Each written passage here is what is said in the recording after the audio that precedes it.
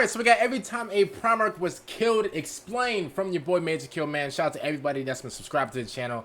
I really appreciate it, man. Shout out to y'all. I actually took Sunday off, so, you know, hopefully y'all don't mind that. And other than that, man, let's get right to it. Let's go. G'day, guys and gal. For supposed invincible immortal demigods, the Primarchs sure do die a lot. Yes, not all of these deaths stick, but many of them do. Whether it be going out in a blaze of glory or enduring quite a sad, unremarked death, the Primarchs are, at the end of the day, just really spicy humans. Now, I'm gonna keep it real. You know, we all know my GOAT, he suffered defeat. Now, the reason my GOAT, you know, Vulcan, the greatest of all time, the reason he actually suffered defeat was because, bro, he was jumped. As a matter of fact, you know, and a bunch of people, you know, they like to joke about it in the comments and stuff like that. Oh, that's why your GOAT got jumped. How can he be the greatest when he died? See, that's how y'all look. I'm gonna be honest with you. A lot of y'all GOATs went out absolute sad. See, my GOAT, he went out in a blaze of glory. As a matter of fact, my GOAT, he went out standing on his 10 toes. Yeah, he did get MW3, you know, precision airstrike on. It is what it is. You know, he took it for what it was. But guess what? At least my GOAT went out. He went out shooting. Oh, sorry. He went out swinging. Yeah, bro. He went out putting nails in a coffin. You know, and yeah, bro. Listen, he got jumped. He got mollywopped. One thing I'm going to say about it is, bro, my GOAT never went out by himself. Yo. My GOAT never lost to, he never died to a single one enemy. He had to get jumped immediately, bro. He had to get jumped. Bro, my GOAT's like Batman out there, bro. The only way to take the Batman out, bro, you gotta put a whole army against him, and you still might lose. That need a few more newtons of force to kill. Regardless of how they die, each Primarch death was a big deal that forever altered the course of Warhammer 40k, so I think it's worth deep diving into each of their deaths, discussing how it happened, who killed them, and what the immediate impact of their death was. I will not be counting demon Primarch banishments. Before we get started, the sale of the We'll go in order of deaths to make things more coherent, because we need all the coherence we can get when dealing with my degenerate convict accent. The first and one of the most iconics was the death of Ferrus, killed by his slutty best brother Fulgrim during the Isstvan Dropsite massacre. Ferrus was genuinely considered one of the greatest Primarch warriors, easily one of the strongest, up there with Vulcan, so it does seem strange that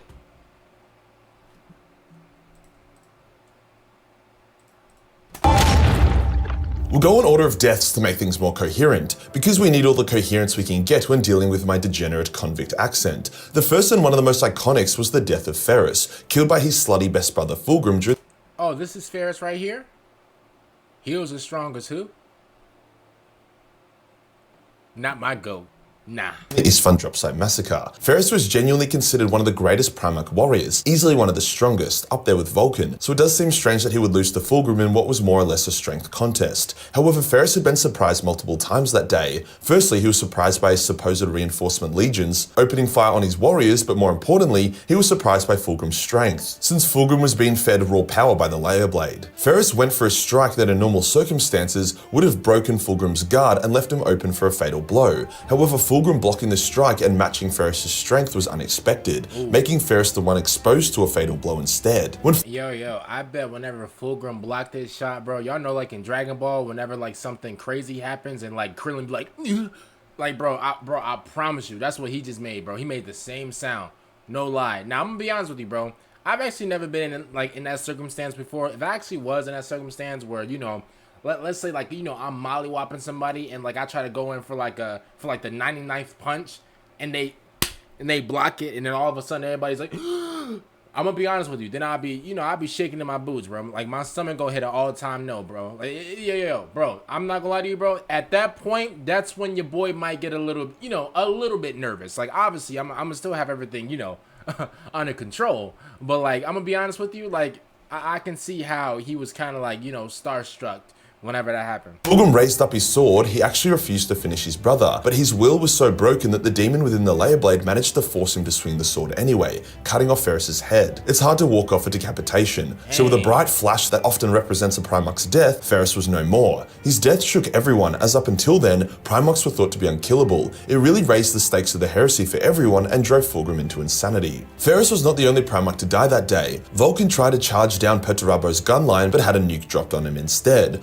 After walking that off, the traitor Zerg rushed Vulcan, dogpiling him with knives and swords, cutting the Great Drake down. To the traitor's shock, his body still had life in it, so Horus gave him over to Conrad to figure out how to kill Vulcan. Conrad tried— Just bummified, just trash bums, like, bro, like, You gave my boy Vulcan like 5 different like death, like movie deaths. Y'all know, yo.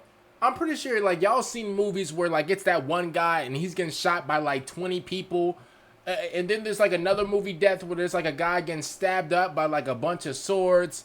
Then there's like another death where like a person gets like they just get like precision airstriked on. Yo, y'all just gave my boy like 5 different movie deaths and he still walked. The thing is, bro, you then gave my boy to that trashy, nerdy, Hall of Fame book bag reacher. Conrad, are you serious? That school threat, yo, let me tell you something, bro. And y'all want, and first of all, bro, that one guy that said that Conrad Kurz, whatever, is the GOAT. Yo, no lie, bro. You need to be on the FBI top 10 most wanted list, bro. For real. Because there should be no way, yo, there is no way you should have Conrad in your top 10 Primarchs, bro. If you do, not gonna lie to you, bro, you need to be reevaluated. As a matter of fact, we need to get every single human in your vicinity away from you immediately, bro. There's no way that's school threat. You're a threat to your neighborhood, bro. No lie, for real. Literally everything. Decapitation, incineration, freezing, suffocation. He killed Vulcan over and over again. However, Vulcan was a perpetual, making him unkillable. Come on, man, you can't... Come on. Yo, you can't kill the GOAT? Duh. You can't kill the greatest of all time. Stupid. You can't kill him. That's the GOAT. You can't kill him. That's the greatest of all time. Look at him. Look at my GOAT. He's in agony, bro. I wish I could just put him on my lap and just cater to him. Like, this is ridiculous. Vulcan managed to regenerate each and every time, with his regeneration actually speeding up the more he was killed. Eventually, Vulcan escaped, where he would be killed by Conrad once again on McCrag, and then when he regenerated from that, he was killed by John Grammaticus with the Fulgurite, which was less of a temporary death than usual, but still temporary. Later on, he was then killed by Magnus a shitload of times in the Webway, with Magnus even hitting him with a final Kamehameha, a spell literally designed to strip his perpetualness from his DNA and kill him. Naturally, Vulcan walked this off and beat his nerdy ass brother to banishment. Come on, man. Like I'm trying to tell y'all, this is the greatest. This is no joke. Bro walked off all these attacks. He's him. Nobody can beat him. Bro walked off all these attacks. Nobody can touch him. This is the GOAT. This is the greatest. Nobody can touch him, bro. Nobody could push his button. Even if he had one, they wouldn't even be able to push it.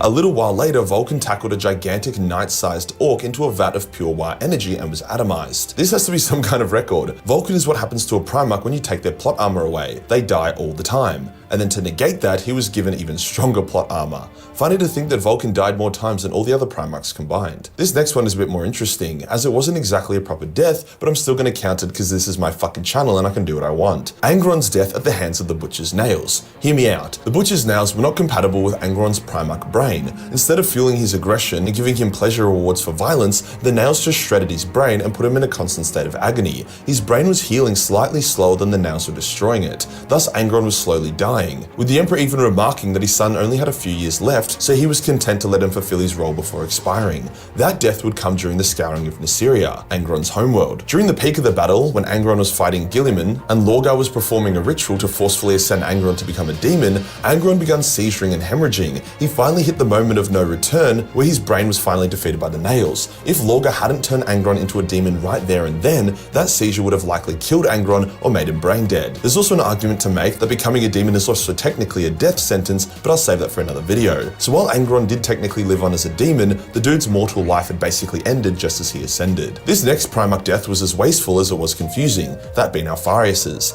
I'm not going to dive into the motivations of the Alpha Legion or Alpharius here, as that's a headfuck of a video unto itself, so let's stick to the facts. Alpharius invaded the Sol system well before Horus and his legions were to arrive. The invasion was strange, with the damage done being superficial, and more so mocking Rogal than anything else. Alpharius seemingly managed to bait Rogal and most of the Imperial fists away from the Sol system on a wild goose chase, at which point he then invaded Pluto, with a large chunk of his legion. However, Rogal had anticipated this, springing his own trap and attacking Alpharius directly. The two Primarchs dueled. However, Rogal was a master swordsman. Alpharius, on the other hand, wasn't known as a particularly powerful Primarch. more so better at working from the shadows. Dorn managed to trap Alpharius' strike, then cut his hands off and then brutalize his brother in what I can only describe as a Mortal Kombat fatality. A lot of people say that Dorn only won because Arcamus deflected a fatal strike. Hey, one thing I'm gonna say about Rogal Dorn, I mean, we know a little bit about him, but I'm gonna be honest with you, bro. He probably has like one of the best like armors like in like the entire Warhammer, bro. From Alpharius, which allowed Rogal to get an opening,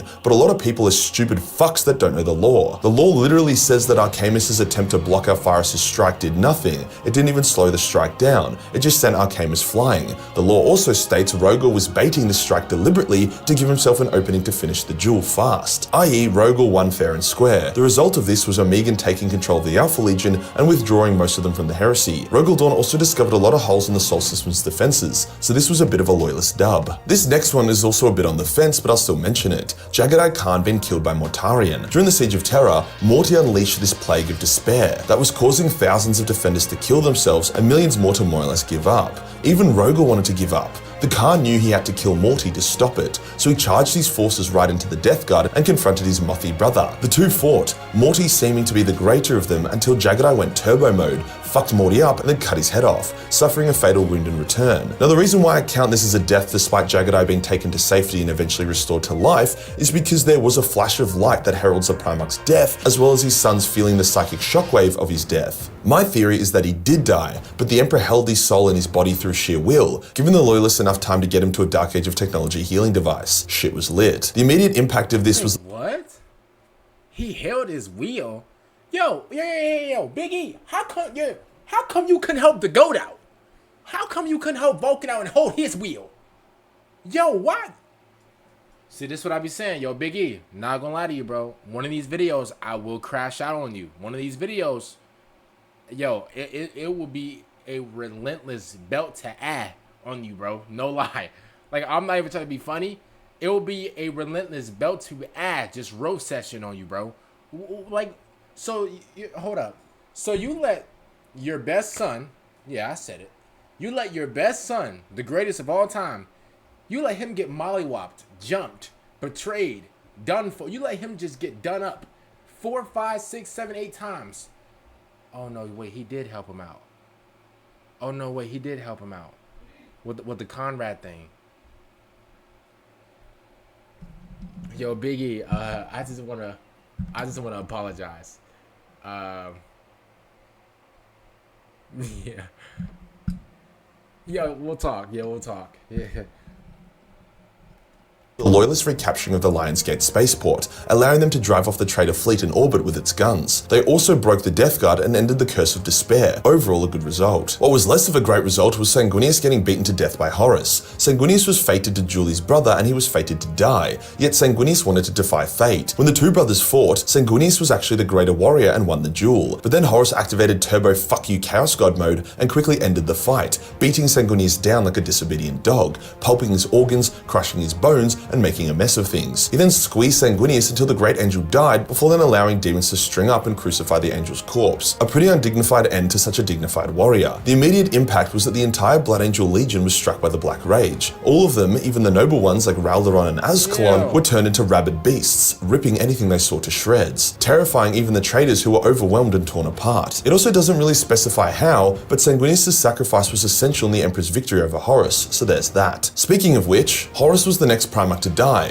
When the Emperor and Horus fought, it became clear Horus had more raw power. He was infused with the might and focus of all four Chaos Gods. To keep up with him, the Emperor had to be incredibly crafty. See, Horus was raw power, no finesse. The Emperor wasn't as powerful, but had way more finesse. Even at one point in their fight, using Eldar-inspired master swordsmanship techniques, the Emperor managed to trick Horus into temporarily releasing his Chaos power, making him vulnerable for the Emperor to shank him with a special knife, killing the War Master of Chaos. The effect was immediate. The Chaos Gods lost their anchor and were banished. The traitor forces began to rout and retreat. The warp storms and power keeping Guilliman from Terra dissipated. The war quite literally ended right there and then. Wait, so like actually Horus was actually stronger than the Emperor right here? I didn't know that. Because I thought the Emperor was just always just stronger than everybody. I didn't even know. I mean, that actually kind of makes sense because he was a Primarch and he had all four Chaos Gods inside of him. Pause. Sometime after the heresy, That's Conrad crazy. Kurz I would be didn't slain know by a that. Calidus assassin, that being one of the shape-shifting assassins. However, it was more of an assisted suicide than anything else. Conrad had been going more and more insane. The only thing he clung onto was that he couldn't be blamed for his infinite crimes because it was what fate decreed. However, Conrad also foresaw his own death at the hands of this assassin, so he had to either allow it to happen or prevent it and prove that fate was ordained, hence face the fact that he was an evil piece of shit who had the freedom to choose for his entire life. That would have been too much for Conrad to bear, so instead he allowed the Calidus assassin to cut his head off with a Catan phase blade, one of the few weapons capable of cleanly decapitating a Primarch. Yo, not gonna lie to you, that's not enough.